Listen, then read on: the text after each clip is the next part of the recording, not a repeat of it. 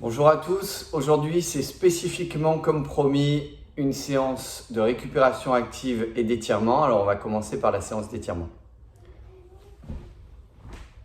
Ce qu'il nous faut aujourd'hui c'est, il est là, c'est un outil qui va être très utile et que vous trouverez facilement chez vous.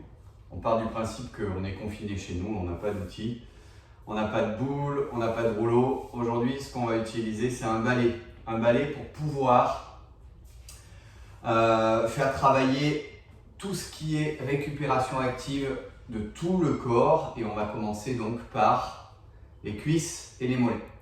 Donc il y a plusieurs façons de faire. L'important en fait c'est de bien activer ici, d'accord, au niveau des cuisses. Vous pouvez travailler comme ça, vous pouvez travailler au sol aussi. Donc si vous travaillez au sol, c'est très utile. Vous mettez dans cette position et vous roulez votre manche à balai sur vos cuisses de façon à ce qu'on fasse bien circuler le sang.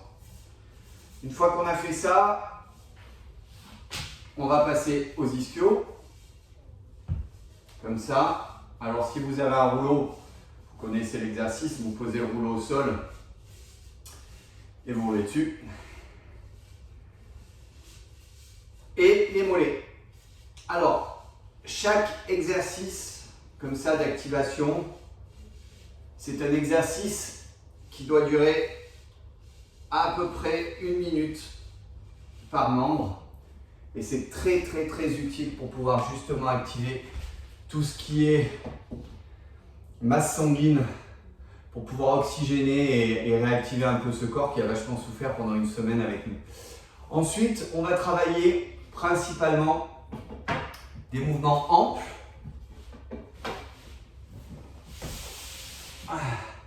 Des mouvements amples. Alors on va commencer avec les poignets. 30 secondes dans un sens, puis dans l'autre. On joue sur la ventilation. Lorsque je travaille, j'inspire. J'expire. J'inspire. J'expire. J'inspire. J'expire. Lorsqu'on a travaillé là pendant 30 secondes, on passe sur les avant-bras. On les étire de cette façon, tous les deux. Regardez.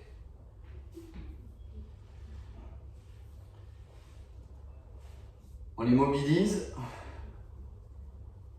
On les mobilise bien. On les mobilise bien. Ce qui est important, c'est de réoxygéner tout ça et de faire affluer le sang dans tous les membres. Une fois que c'est fait, la nuque, tranquillement la nuque, devant, derrière, devant, derrière. On travaille sur l'inspiration et l'expiration. J'inspire, je souffle. J'inspire, je souffle. Je vais travailler aussi sur les côtés latéraux.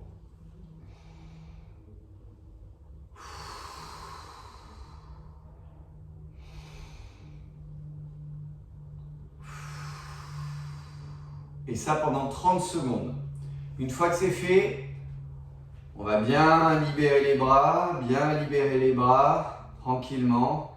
Et puis on va commencer à travailler les épaules. D'abord dans ce sens. Tout doucement, vous voyez, 30 secondes dans ce sens et 30 secondes dans l'autre sens.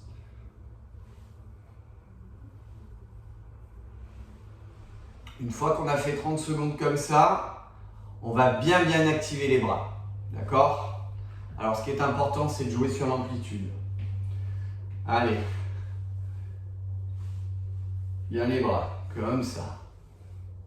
Très bien. 30 secondes. Une fois que c'est fait, on va jouer un peu sur la coordination aussi.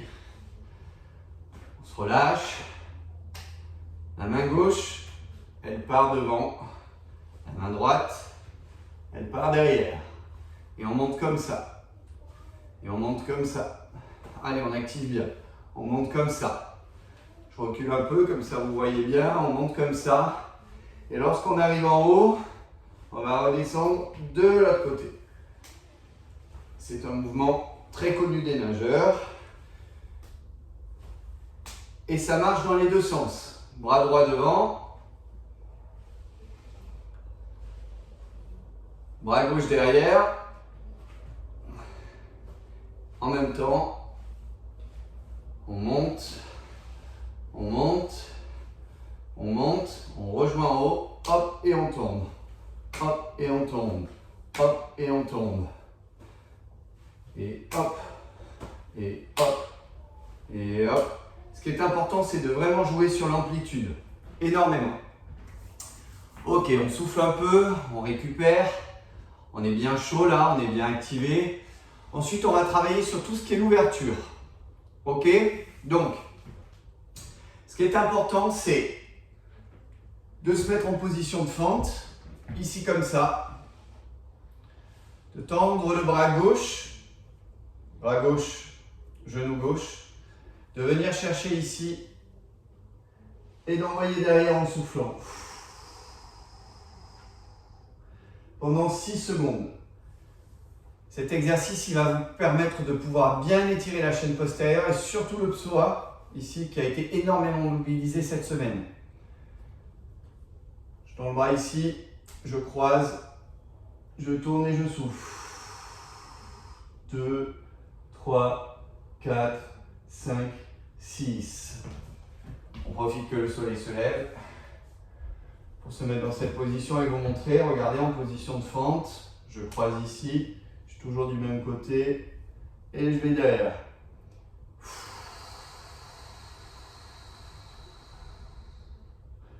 Alors 10 secondes, 6 secondes pardon, de chaque côté. Je change à droite. 6 secondes de chaque côté, vous le faites 3 fois. Ok. Bras opposés, je viens là et j'étire.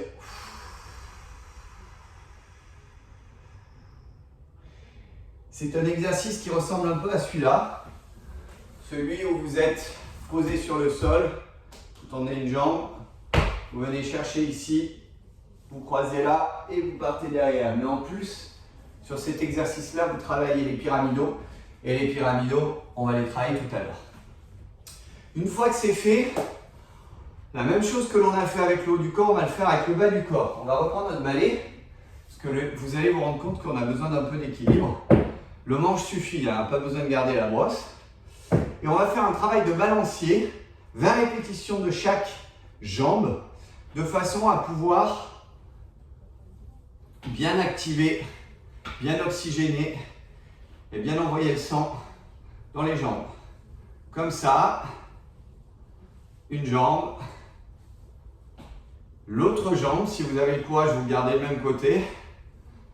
J'aime bien me mettre des défis là, au risque de passer pour quelqu'un de ridicule parce qu'à tout moment là je tombe. Mais bien entendu, vous pouvez croiser ici. Une fois que c'est fait, vous allez travailler de façon latérale. Vous mettez légèrement devant et vous regardez la position. Mon bras là, il est en équilibre sur le bassin. Et on envoie. Allez, on envoie. Il faut que ce soit progressif. Écartez le balai, sinon vous allez taper dedans. Allez, on y va. Là, je me suis un peu trop écarté du balai, vous avez vu. J'ai failli tomber. Voilà, on active bien. C'est un exercice qu'on peut faire aussi sans le balai. Hein? Je vous montre. Si on travaille comme ça, c'est un peu compliqué. Vous voyez, il faut jouer d'équilibre. Par contre, on peut se rééquilibrer. Hop, hop. Je viens. Hop. C'est un peu difficile sur l'avant. Un peu de coordination. Comme ça. Et sur le côté, je pars. Je pars. Je pars. Ce qui est important, c'est d'activer. D'accord? Faites 1, 2, 3 pas. 1, 2, revenez. 1, 2, revenez. 1, 2, revenez. Bon, c'est pas ma spécialité tout ça, hein. Ça se voit. Étirement des pyramidaux. Attendez, j'ai le chat qui veut rentrer là. On va voir ce qu'il veut. Bien. Eh oui, en milieu confiné, les enfants d'un côté, les femmes d'un côté, les chats de l'autre. Essaye de trouver des solutions. Alors, étirement des pyramidaux. On va travailler les pyramidaux sur le dos. Je prends mon tapis que j'avais préparé tout à l'heure. Je vais vous le mettre là, comme ça vous le voyez bien. Alors, je vais vous le montrer de face d'abord. C'est un peu compliqué. Et ensuite, on le fera de côté. Alors, je me mets sur le dos. Vous me voyez là? Pas sûr. Je recule un peu. Je me mets sur le dos. Je vais partir avec ma jambe droite. Je garde les deux jambes au sol ici, les deux pieds au sol. Ma jambe droite, elle va venir ici se croiser sur le genou gauche. Ensuite, ma main droite, elle va venir passer dans le trou que j'ai créé ici, saisir le genou gauche et la main gauche saisir par-dessus le genou gauche aussi. Et là, en gardant contact avec le dos au sol, je vais étirer mes fesses. Et là, ça doit tirer sur les pyramidaux au niveau principalement du fessier droit. Et je peux jouer sur l'écartement du genou ici pour accentuer cet étirement. Alors ne le faites pas au début, hein. Prenez l'habitude. Je vais vous montrer comment ça fonctionne sur le côté, ici. Ça va, Kono? Tu te poses un peu. Alors, je vous le montre côté droit. Je suis dans cette position. Je viens coiffer ici. Main droite, elle passe là. Je viens ici et j'étire. 2, 3, 4, 5, 6. L'autre jambe, je viens là. Bras gauche. Et 2, 3, 4, 5, 6. Je me suis rendu compte que ce matin, j'étais beaucoup plus tendu à gauche qu'à droite. Une fois que c'est fait, dernier exercice, ce sera la posture de détente contre le mur. Alors là, je ne peux pas vous le montrer tout de suite, il faut que je déplace mon téléphone.